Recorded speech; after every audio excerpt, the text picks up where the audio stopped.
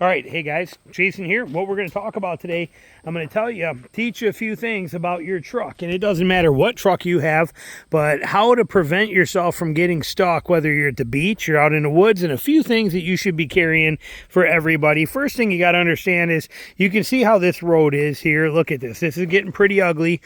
The last thing you want to do is go down stuff like this when you're by yourself, where you don't know what's going to happen. There's a very good chance you come through this, especially if it had some rain, you're going to get stuck. This is a pretty ugly place to be right here. You can see the size of this. This is not a good place to be. So first thing is use some common sense. Second thing is, quit thinking that will save you. Okay, everybody seems to think that this winch on the front automatically makes me invincible. And the furthest thing is you couldn't be further from the truth. In reality, this is a very limited use tool. If I were to go into this and get stuck in something, not only do I have to have a tree in front of me, I can't. What if the hole's so deep that I drop into there and I'm into water this deep right off the bat and I drop in? I don't want to keep pulling myself through all that crap and keep going forward. I want to back out. The winch is on the front. People are like, well, you could rig it up to run at the back. That's a lot harder than you think it is when you realize it and realize you got to have three rollers, I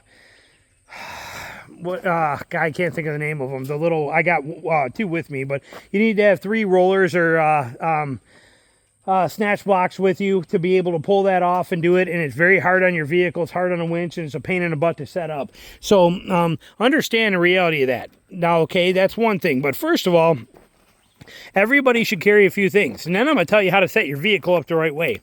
But these are mandatory right here, okay?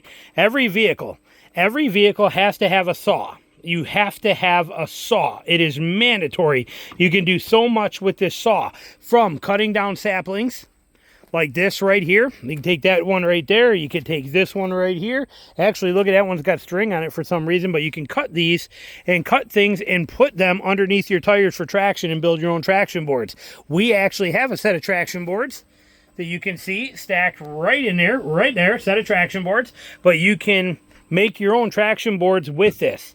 Also, if you need to jack your vehicle up and you're in this crap and you don't have the height for your jack because you put bigger tires on it, you could go cut a bigger tree, find a dead one, something like, say, this size right here, and you could take that saw and you could cut a dead one of these that you find laying around, but cut a chunk out of this that's, say 6 inches high, and use it as a actual base plate for your jack to get you the height that you need to be able to get that to lift that thing up. Saw is vitally important. It comes in so handy. It is mandatory. There's very few things you can't get out of if you have a saw. The other one is this one right here, a shovel. Okay, this is my new one. I just bought this one not too long ago. I had the round ones, the spade style too, but I wanted to try this one out. But these little shovels right here are vitally important. Okay, one of the most important things that you can actually have in a truck. They're very little, very lightweight. They fit everywhere. I've had a shovel in my truck for the last 20 years. I will never, ever not have shovels in the truck. How do you use them? Well, let me explain that to you. When you are stuck, okay, let's say you're buried down. When your wheels are buried in the muck, you get into one of these things and you're sunk in there, and you are basically buried this deep to where your axles are almost hitting right there, and you're buried in that deep. Do you think you're going to be able to drive up out of that if you're sunk in the mud that deep on both sides in a straight hole? You think you're getting out of that? No, you use a shovel and you dig yourself out a nice, to the bottom of the tread, slope way to get out of there. Okay, even if somebody's going to recover you, okay, you think they're going to hook up a tow strap or even a kinetic rope, and you're buried all the way down to the axles, and you think they're going to hook onto you and then hit it with everything they got and pop you out of there? Half the time, no. Use the shovel. Dig yourself the ramps out. Okay, you're buried in that deep. Start digging and dig it so that it goes to the ground and it comes up like that, and you can get that nice even approach out of there and save yourself that work. Shovels are vital. They are your number one tool that is mandatory to get you out of it. And you can, again, with just these two things right here, you can pretty much self-recover every situation for the most part. High center one gets a little trickier, but you can still pull it off. Okay, so these are crucial that you have these options. A strap, a recovery strap. This is just a tree saver. I didn't want to dig out straps, but recovery straps have two have a 20 and a 30-foot recovery strap with you. 20-foot and a 30-foot recovery strap, and a 2-pack of soft shackles right there. They're not expensive. Have those with you. They fit in your car, and then you are set and you are easy. And in this way, if somebody else comes to recover you, this is a great system. Not to mention, they are very useful for other things, moving things out of the trail, anything like that. These are worth their weight in gold, and they are not expensive. A 2-pack of soft shackles and a 20 and a 30-foot strap, mandatory. Another one is an air compressor. Now, that's going to come along with how we set things up. So the Viair 88, I've had this thing in a truck now for about 8 years. It's been very, very good, and it works great. So why do we need a compressor if we're stuck?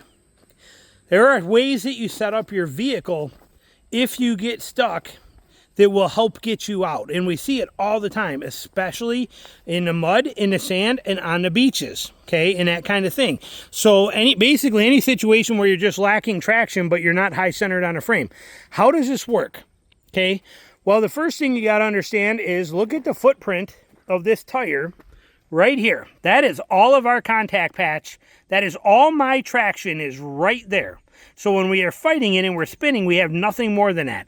If we just lower down the air pressure in this and take them from right now, and I'm at about 48 for this truck, but we take it down to about 18 PSI, that patch right here goes whoop, like that, and we get this massive tire patch on the ground of traction, and it will help tremendously. As long as you're not one of those guys that has 20-inch wheels with 32-inch tires and you got like that much meat on them, then don't even bother, you're stuck.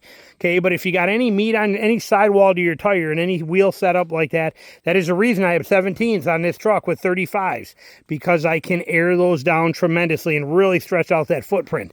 Okay, so that's very important, but that is a number one tactic. If you are going to air down, you need a way to air back up before you get on the highway. Having that compressor is your way to air back up. That is a beautiful thing. But knowing that, just knowing that if you are stuck in sand or stuck in mud or stuck in snow, anything like that that's slippery, and that's your problem, you're not hung up on a frame, usually just airing down the tires is all it takes, and just do 2 of them first.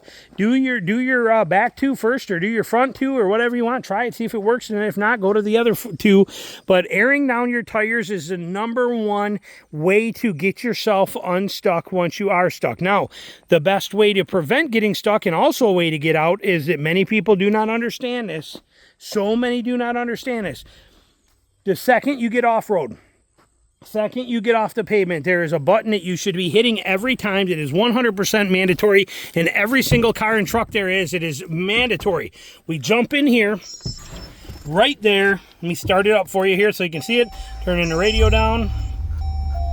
Okay, and this button right here. See that button? That is traction control. It is right there. When I start my truck, it turns the phone off on there. It switches that off. But right here is the most important thing. When I get in my truck and I start it off-road, I hit tow haul, and then I hit this, traction control. When I hit that, traction control turns off, and then I get a traction control light that's going to come on the dash. There it is right there. You can see it right there. That means traction control is off. Without doing that, if you do not do that, you are done.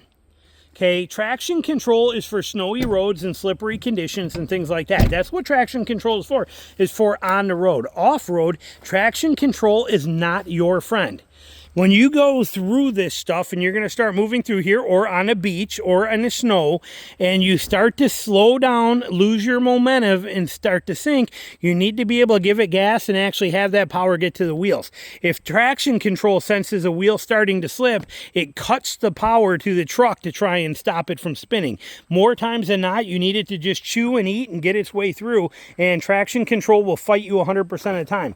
If you get stuck in the mud, the snow, or the sand at the beach and you try to get out, what's happening is traction control is going to stop you from being able to rock it back and forth, being able to move it, to be able to go. Traction control is not your friend off-road. Traction control is your biggest enemy off-road.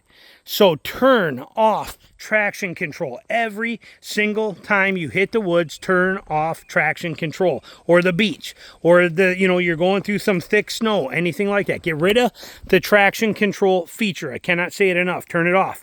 And but like I said, understand it. Airing down your tires is tremendous. Now back to the other tactics here. is to understand when to use four-wheel drive and the tools that you have in your truck. Today, many people do have a rear locker. If you have a Toyota, unfortunately, or a Nissan, unfortunately, the only way to get it to engage is to be in 4-low. 4-low sucks to be in all the time.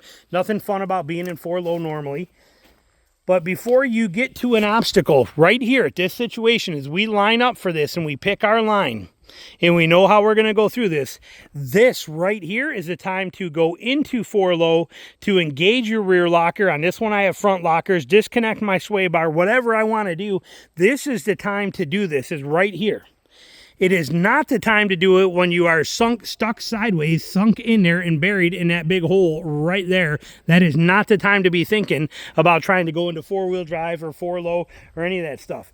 You go into the features that your truck has before the obstacle, not after you get stuck. And there's so many old timers, oh, you only use 4-wheel drive to get you out once you're already stuck. That is the biggest lie and false thing that there could have ever been said. Set your truck up to get you through it before you get into the obstacle so that you can get through it. Do not think for a second that it's better to go in 2-wheel drive or even going in 4 high and, well, if I get stuck, I'll put it in 4 low and I'll engage my locker and I'll get out. No, you won't. Trust me. Put it in whatever you want it set up at before you attack the obstacle. That is the correct way to do that. And if you don't, like I said, you will pay the price. Now, so you know what to carry. This is the basic essentials. You should be carrying more, but this is the basic essentials. If you have this, and again, a 20-foot and a 30-foot of this and 2 of these is this kit, you will be in very good shape. And you will be long and exhausting, but you will be able to self-recover. But you can do it. There are other things. I will put an inset in here, and I will link a video to it, but in my other truck, I had a 13,500-pound X-Bowl winch in a hitch cradle, synthetic line. It sat right there with long cables that went right from here to my battery that I could plug in my hitch receiver, and that whole thing cost less than like $480 for the whole thing. The winch, the cradle, the cables, the whole thing. You can put it on any truck you want, carry it with you whenever you want. When it is the rainy hurricane season here, I will carry that in the back of this, even though I have a winch on the front. I promise you, 9 times out of 10, if you get stuck, your direction you want to go is back rather than go forward. A front winch, it's more for pulling other people out. A rear winch is what you use to self-recover 9 times out of 10. Having that winch in the back end, that you can leave it out of the elements, out of the everything, keep it protected underneath your truck bed, all that stuff. And when you get stuck, grab the hitch cradle, slide it into your hitch back here, take the wire, run it over there, just drape it over your mirror and connect it to your battery, and you are good to go, and you can back out of your situation. That is by far, in my opinion, the best way to go.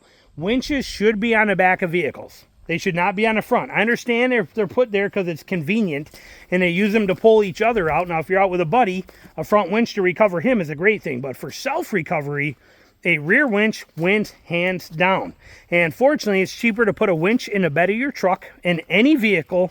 Like I said, less than $500 to do it and have it available at any time, rather than it is to usually buy a custom bumper that will house a winch, buy the winch, pay for new springs to be able to handle the extra couple 100 pounds of weight on the front between the new bumper, steel bumper, and the winch plate and everything on there. You're much better off just buying a winch, slapping it on a hitch cradle and throwing it in the bed of your truck and plug it in a trailer hitch. Much better system to go, and affordable. So that's my advice there. But you cannot, if you think you're coming out there and you're going to go to, like I said, even go to the beach or go do something or head out in the woods or do anything, and you don't have this stuff here with you as a basic, and you don't understand, turn off traction control and set your truck up before the obstacles and before the problems, you're done. You're not going nowhere. You're stuck. You should know better. And after watching this video, hopefully you do. Questions, comments, anything you got, put them below. Thanks for watching.